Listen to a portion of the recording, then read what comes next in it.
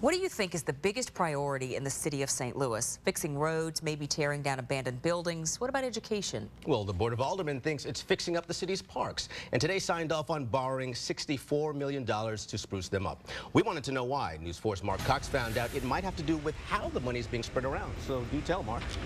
Yeah, that's right, Andre. In fact, a couple of them admitted to as much today. There are two different issues here.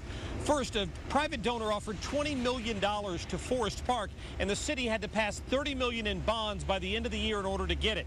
It's the other $34 million that's in dispute. Even some of the people who supported it today criticized the deal, but supporters managed to push it through with promises of millions of dollars coming back to every ward in the city.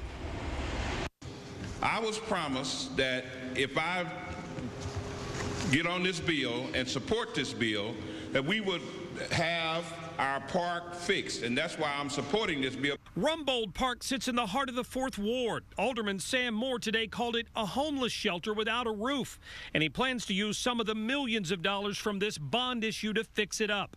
$34 million will go to parks like Rumbold across the city, the other $30 million to Forest Park.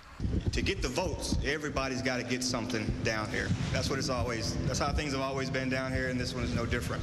It's an understatement to call opposition to this strong. Comptroller Darlene Green sent out this warning. She said it could potentially cause a $1.7 million budget shortfall in 2013. It could cost the city $32 million in interest and could threaten the city's A+ credit rating.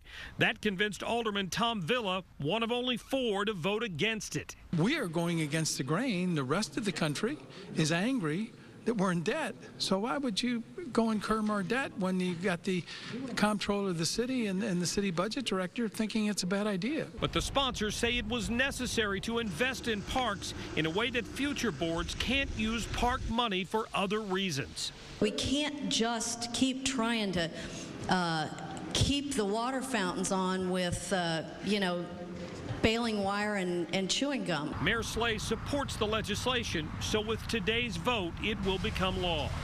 In St. Louis, Mark Cox, News 4.